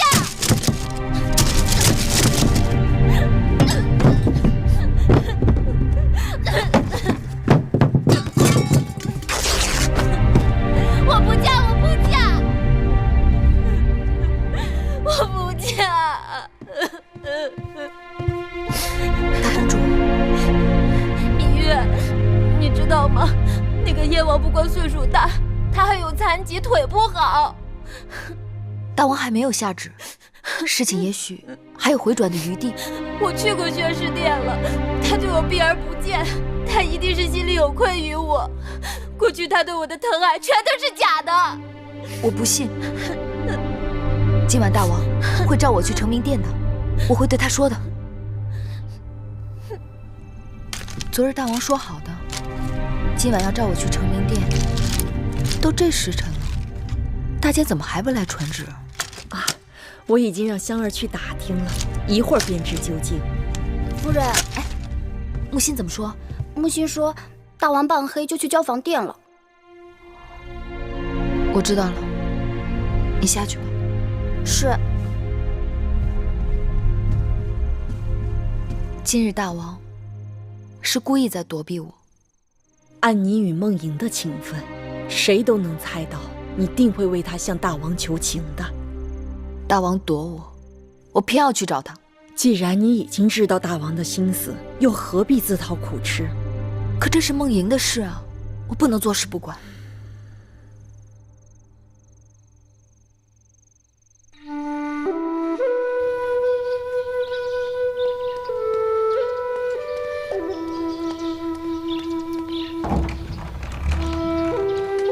大姐，八子，回去吧。大王正在殿内议事，不能见你。还请大监行个方便。你若能进得去，我怎会拦你？我可以等。大王此刻不想见你，过会儿也不会见你。我真的有要事，必须要见大王。哎，八子，大监，使不得。大王，大王。寡人听说你一直忙于整理王后从楚国带来的陪嫁书简，今日怎这样得闲？望大王恕罪，为大公主的婚事，芈月是不得已而为之。大公主的婚事已交由王后操办，用不着你越俎代庖。芈月不敢僭越，但大公主的这桩婚事，的确是不妥。妥与不妥，前朝有重臣权衡，后宫有王后把握。你还是回书库去吧。大公主的终身福祉，只在大王的一念之间。去承明殿。是。大王。荡儿，笑一个。呦呦，荡儿，抓抓啊！哦，给娘亲笑一个。他抓住了。姐姐，妹妹来了。这孩子今日特别淘气，总是喜欢捉弄人。你给他什么东西，他都扔在地上，等你去拾。你若不拾，他便哭闹不止。小孩子都这样。哪里一样？上个月樊长史的孩儿公子通满周岁，那公子通比荡儿就大7个月，却是异常安静的孩儿。我看他身子瘦弱，怕是樊长史上次滚下台阶，害得他先天不足。哎，那次你怎么没去啊？樊长史说他也差人请了你。姐姐，妹妹来姐姐这里是有件事情想要求你。姑姑，带荡儿下去吧。是。抱下去吧。是。别以为我愚笨，你一走进交房殿，我就猜出了你的来意。母监不肯为我传话，大王不肯听我陈情。大公主这几日水米不进，我怕她有空，我自会去看望大公主的。姐姐能去看她，那是再好不过了。但姐姐毕竟是她的母后，总不能放手让她跳入火坑吧？梦莹的婚事由大王一人做主，梦莹违背父命，已经让大王恼火得很。我若再去劝说，只能是火上浇油。可这事怎么能了呢？走到哪儿，了到哪儿吧。姐姐有了当儿，比我更知晓，凡事要为儿女的前程打算。列国自有年貌相当的诸侯和太子，大公主为什么偏偏要嫁给燕王那个老朽？那个燕王还是个瘸子。若是轮到你我，也是打死不嫁的。上次召集后宫嫔妃，商议梦莹出嫁之事，你当众顶撞我，我不与你计较，是因为我知道你是性情中人，但大王的脾气，你也是知道的，只怕比你还执拗。我已经有了上次的教训，凡是大王拿定主意的事，硬要去碰，只有突破血流。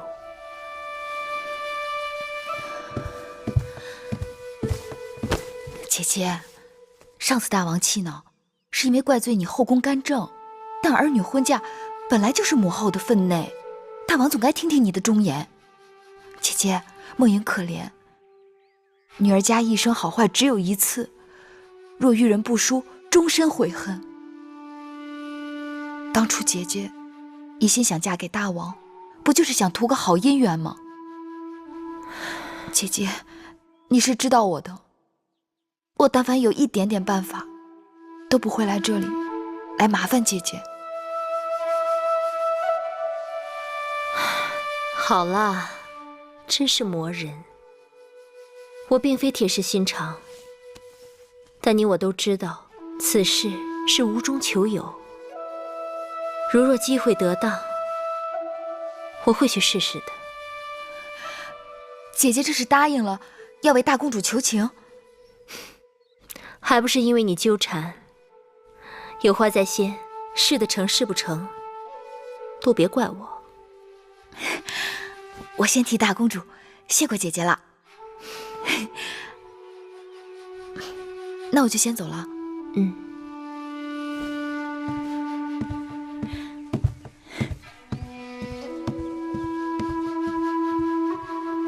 王后明知大王的心性，为何还要卖给芈月这个面子？你也知道，入秦宫这么久，芈月只为他弟弟来求过我，还被你给拦了。芈月是打断骨头也不喊疼的人，从来不愿欠任何人的人情。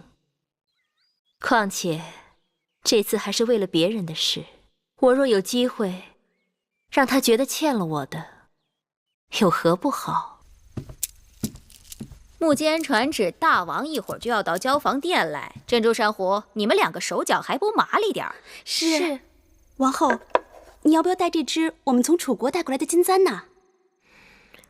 还是带那一对前日大王赐的蓝田玉钗吧。是。可奴婢还是觉得那对金簪更炫目些。你们都把我从楚国带来的首饰暂且收起来。人要吃一堑长一智，水能磨石，但万物水最软。我既想袒护母国，又不希望和大王伤了情感，只好事事顺势而为。是。王后再用些胭脂吧，烛光下也显得喜气些。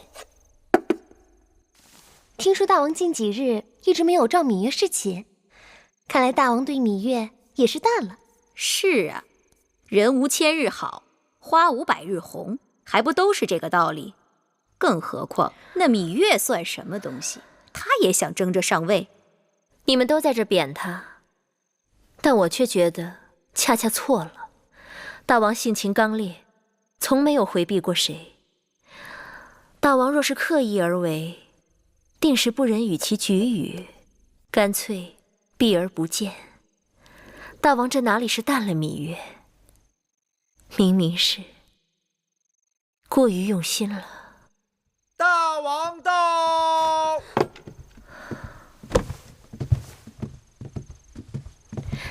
大王，王后免礼。大王兴致勃勃，定是有喜事。寡人刚从四方馆来，国相张仪给我出了个主意，让在四方馆外放些铜箱，每个去四方馆的侧室都有甲乙丙丁的竹签，每日4家学说辩论，这些竹签的多寡决定着馆中辩论的席位。众人旁听侧室辩论，赞同哪家，就把手中各自的竹签投到哪个铜箱中去。黄昏时分，辩论结束，开箱验看，箱内竹签数最多的2家可以没收箱内最少的2家之竹签，并予以平分，使得他们在四方馆的席位加倍。今日是第1日，结果果然有趣得很。诸子百家之学说，乃经营国家的策略，这个张仪怎么能用来做赌注？实在是太轻佻了。天下本就是赌场，诸子百家也不过是以列国国运为赌注，游说国君们推行自己提出的国策。寡人欢喜的人，都是与众不同、胆大妄为的。王后未免自我困顿，过于拘泥。臣妾忘了，大王一向喜欢标新立异、古怪精灵。这有何不好？寡人倒是奇怪，你与芈月同是姐妹，但性情却截然相反。张仪的主意让芈月知道了，她一定会欢喜。芈月打小就逐心去意，臣妾的确与她不同。10个指头还不一般长短，你和她要互相好好帮衬。大王所言极是，淑儿知道了。好了，寡人今日到你这里来，是有件事情跟王后商量。2日后立夏，寡人打算带文武百官到南郊祭夏，大约要花3、5日的功夫。寡人不在宫中，后宫事务就交给王后处理了。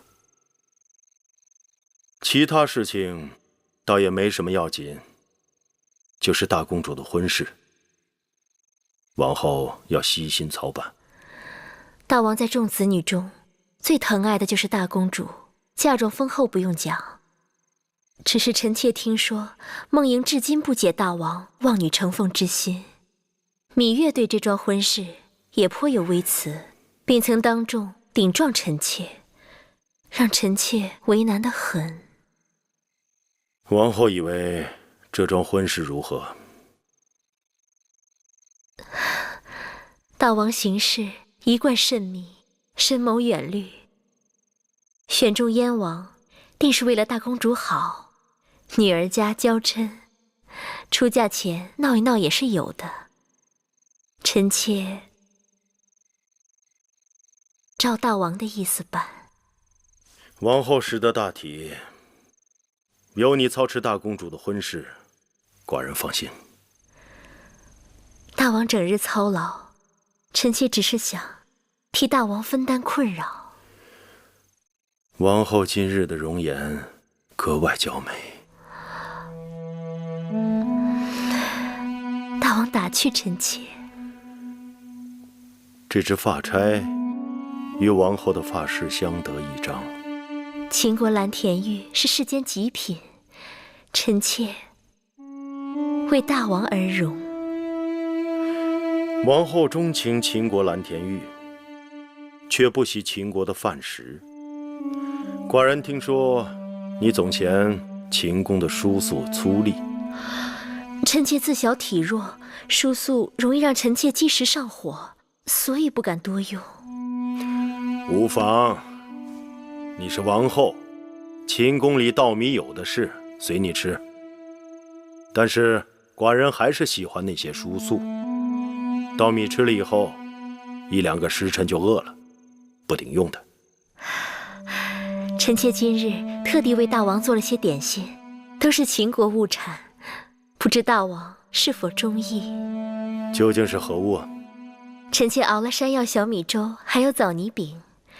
这些东西虽然普通，但却最是暖胃安神的。王后有心，寡人刚好有点饿，叫他们端上来吧。玳瑁姑姑，快把点心端上来。是。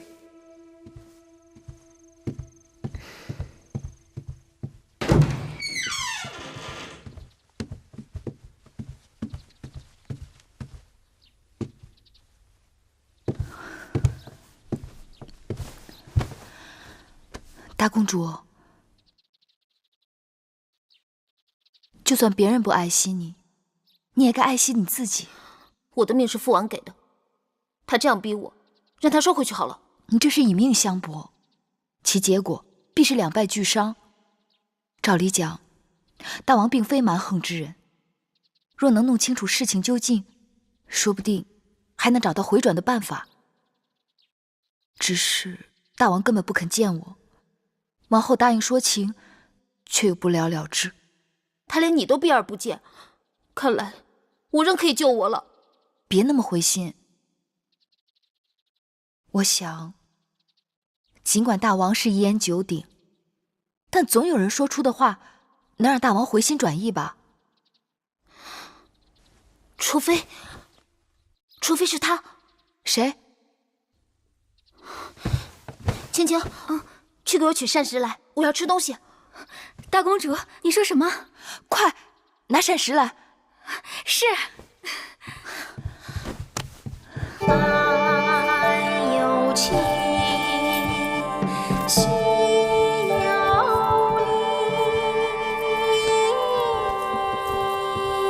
姑母，几千君子，殷夫人，坐吧。谢夫人。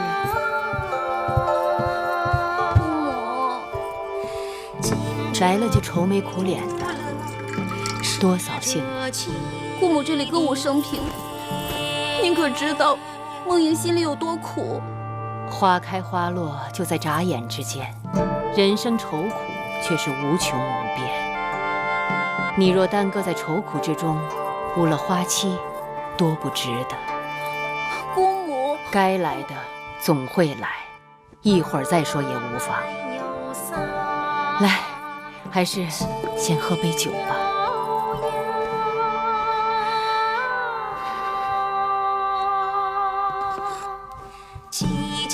我曾说过，这世间绝对不会背弃你的，唯有这佳酿。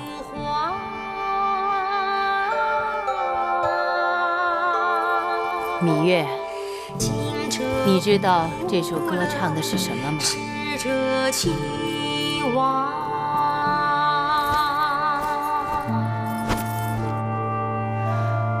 有乐及时行乐，转眼人之老矣。梦莹啊，你随我来。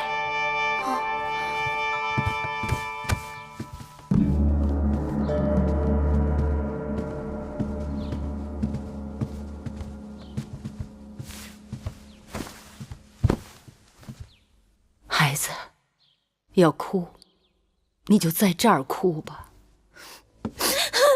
姑母，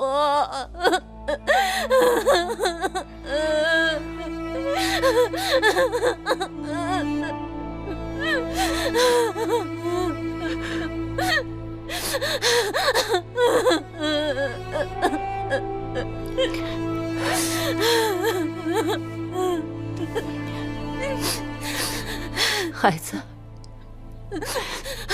你想要姑母怎么办？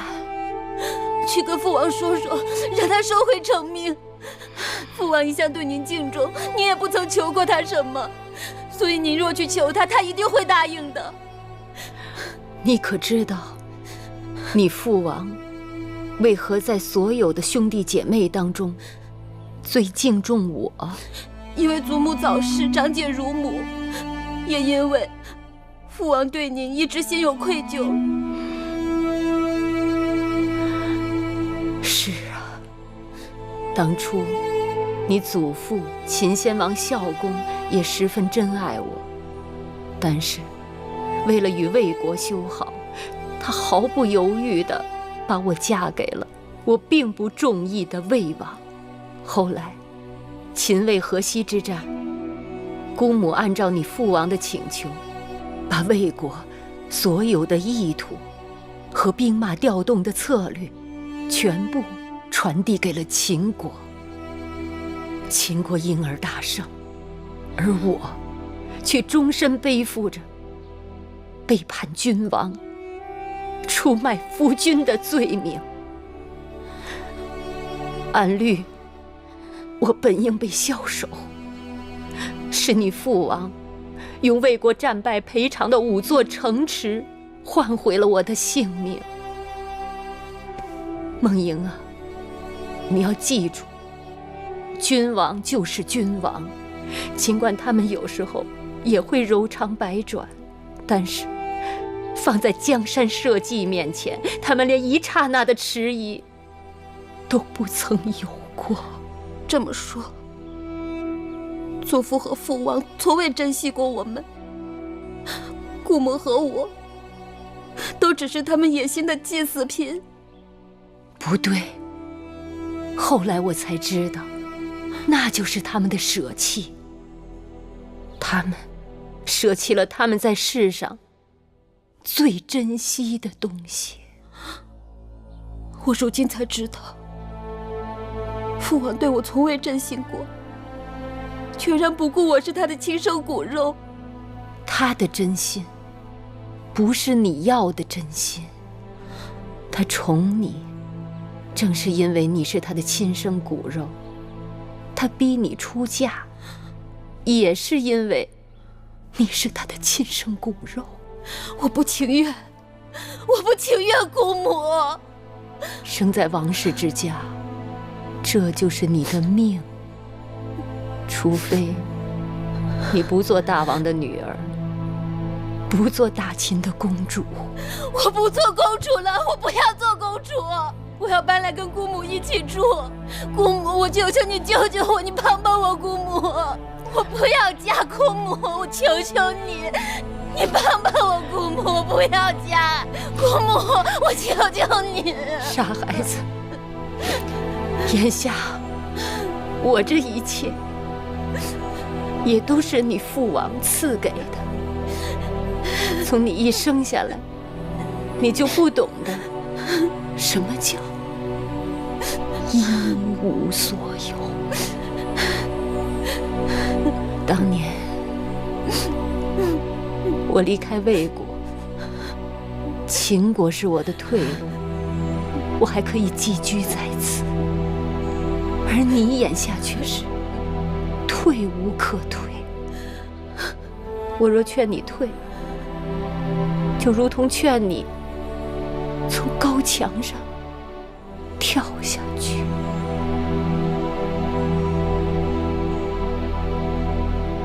孩子，你好好想想吧。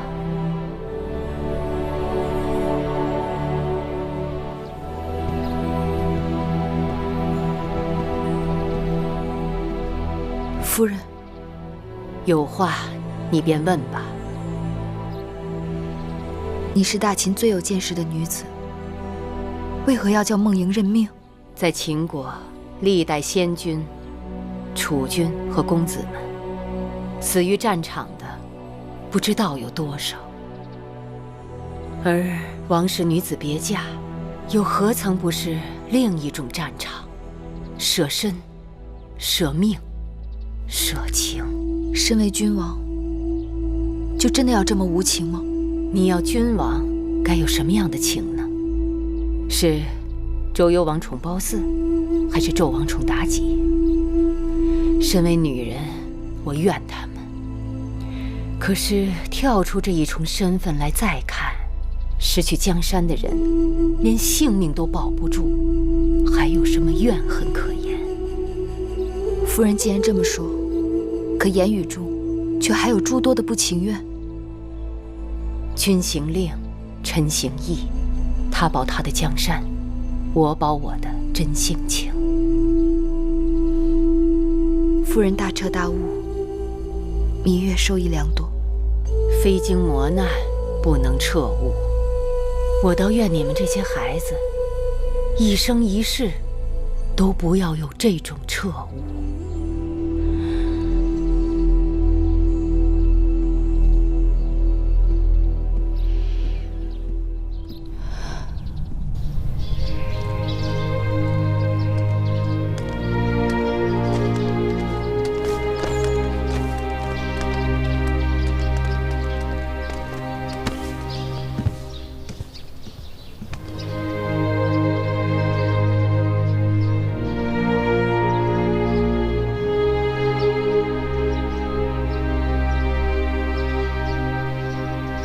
你们要照顾好尹夫人。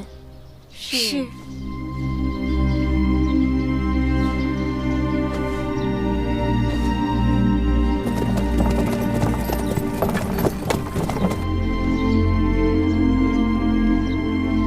大人，夫人，你来了，怎么也不叫人通报一声啊？我正好路过这里。梦莹他们走了，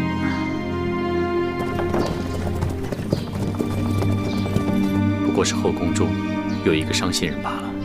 从一开始就不抱有期望，比抱着期望却落得一场空要好得多。可惜，他还是春梦无痕的年纪。梦莹，我倒是不担心，只要他想明白了，就会跟他的父王一心一意。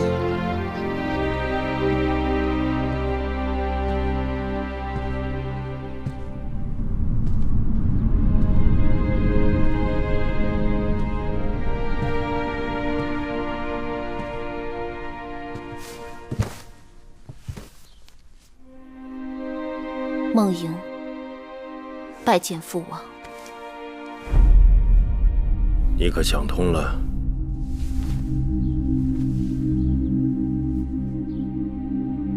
是。想通了什么？身为秦国公主，位尊而无功，奉厚而无劳，坐享其成，岂能心安？寡人要你嫁与燕王，你可情愿？嫁与燕王，并不情愿。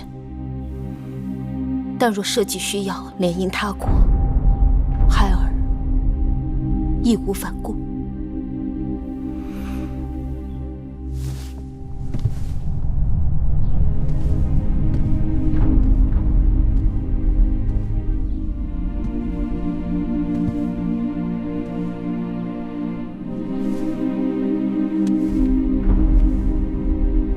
到底还是寡人的女儿，与寡人心意相通。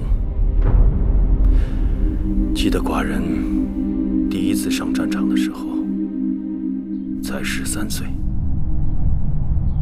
双腿发抖，怕得不行，但依然义无反顾。织女莫过父。等你真正面临沙场的时候，你不会懦弱。难的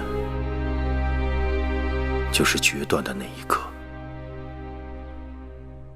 你到燕国是要把寡人的眼睛、耳朵、手臂带到燕国去。寡人不会让你孤单。你与母国唇齿相依。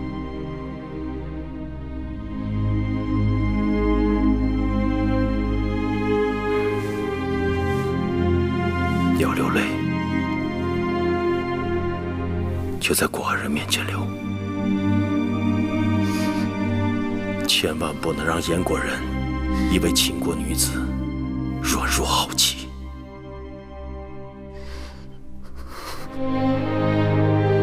你是父王最为自豪的女儿，到了燕国以后，你要记住，你的背后还有父王，还有秦国。不管出了什么事，尽管派人送信回来。多谢父王。